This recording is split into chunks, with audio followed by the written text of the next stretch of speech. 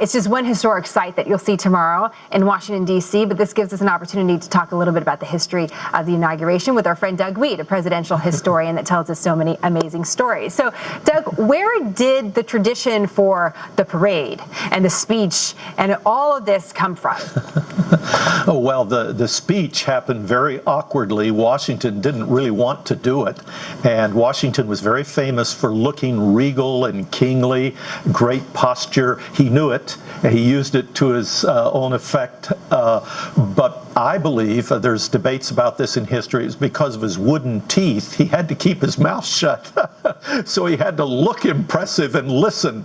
So when it came time for the inauguration and he had to give a speech, he was very awkward and clumsy about it and self-conscious, but those awkward moments launched this great, wonderful tradition. And Jefferson, as you pointed out before when we were in conversation, before we just came on air, Jefferson helped start the parade, riding up Pennsylvania Avenue on his horse, and so the parade evolved into the great event it is today. And it's one that we're going to be there to witness tomorrow and share with our viewers. Doug, what about this president who had actually hosted a party at the White House? Who did that? Yes. Picture, Jenna, the first 6 presidents were all Episcopalians, and they were political aristocrats. They were from the East Coast, and here comes this Presbyterian from the West who had bullets in his body from duels, and that's Andrew Jackson, and he opened the doors to the White House. It was a wild party. The drapes came down, and he finally couldn't take it. He snuck out of the White House and went to a hotel so he could sleep his first night as president of the United States. Well, we do know that presidents need their rest, but I can't imagine actually opening the White House it was open to the public, Doug? It was open to the public, and he invited all of his Western friends to come, and I don't think he expected that many of them to come. You know, it's always that when you ask people, well, I should invite this person, that's always the person that shows up, not the one that necessarily wanted to be there. You know, you told me an interesting story about Jackson a few months ago, about the fact that there are some interesting parallels with him and Donald Trump, and the fact that he tried to fill his cabinet with businessmen as well. Can you talk to us a little bit more about that and what transpired for that presidency? Yes, that's true. There was an establishment then, and they were wanting to start a second national bank. And Jackson said, look, this national bank business is just a way for some people in this country to get very rich at the expense of the others. I don't like it.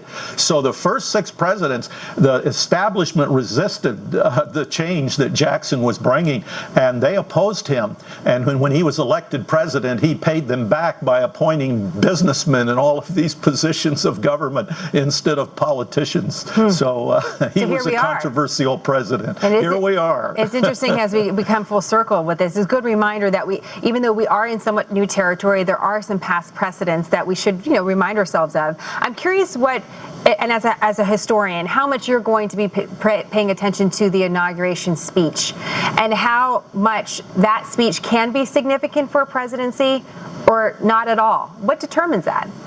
Yeah, the deeds, what happens afterwards, what happens in the country, that the future writes the past. And so I suspect that this will be a great inauguration because the gift that the Trumps have, and Donald Trump has, is this showmanship. That's one ability he really brings with him. So I expect it to be a good speech with some great memorable lines, but he'll have to back it up by good deeds. And if he does, if he accomplishes good things, we'll remember those lines. FDR, for example, had some very memorable lines, but a lot of us don't know the backstory of him having to deliver that speech.